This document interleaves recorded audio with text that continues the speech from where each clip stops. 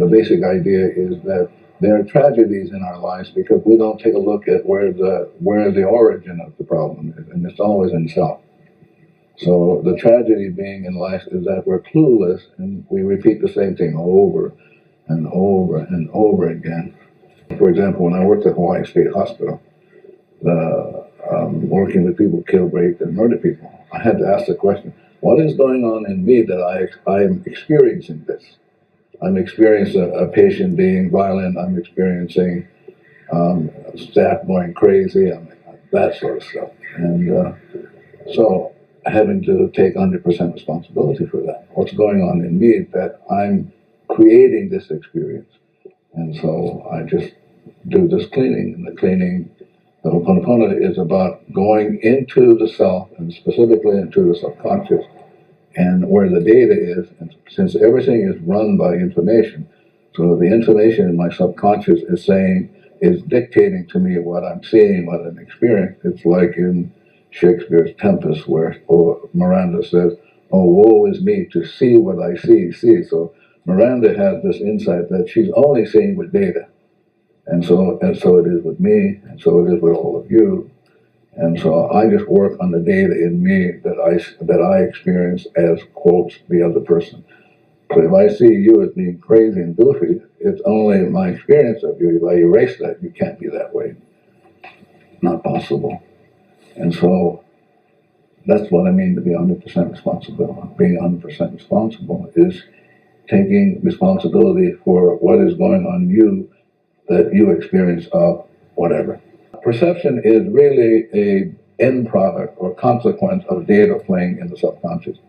So again, coming back to Miranda is saying, I only can see what I see because the data is seeing what I see. So Miranda is really speaking what Shakespeare says, the mind is just a stage, and the data runs around on the stage, and the data is really what is going on. And so if the data is such that I'm experiencing, I'm suffering, or I'm experiencing people being goofy, then I have to be responsible for that. What's going on in me, and it's simply data playing, and more specifically, memories replaying in the subconscious. And those can be erased. I think that is probably the most profound thing about this Hooponopono is that you can erase data.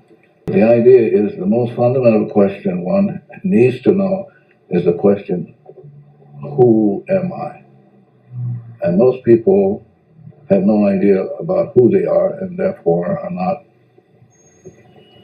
allow the data in them to speak for them, as opposed to choosing to not have the data by erasing it.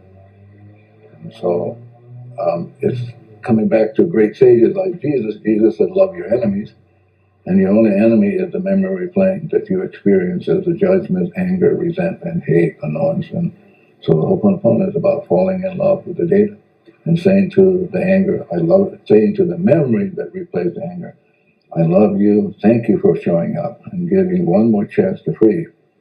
And so the Hooponopono is just simply saying, I love you, thank you. Yeah, but I'm saying, since the data is talking, you can erase the data. So I'm saying to people, no matter if you have questions, you'll never be able to get at what is going on because the data is running you. And the idea is to get to we historically have come from this notion that you can decode things. So the Greeks come along, and Greeks said, well, let's examine, let's analyze. But the Hooponopono is not about examining or analyzing. Hooponopono is about letting go of the data. So when the data is erased, you are what Buddha called in the space of void, or what Shakespeare calls you're in a state of blank. And it is when you are in that state of emptiness, void, and blank, then this inspiration comes through. What quantum physics called the phantom force of nothing. So what does that mean to have no data free? That means you're free. You're absolutely free when no data plays.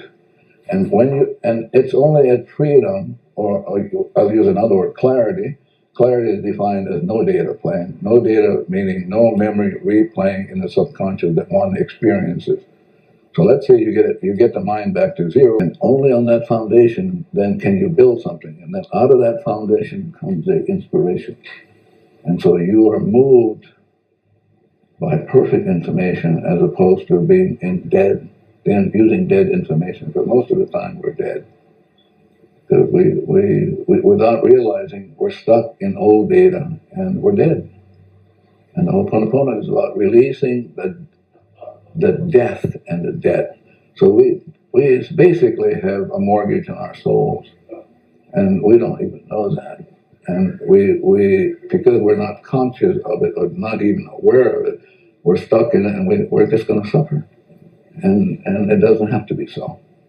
That you can erase the data back to zero, and then back at zero, out of nothing comes this phantom force of inspiration, new data.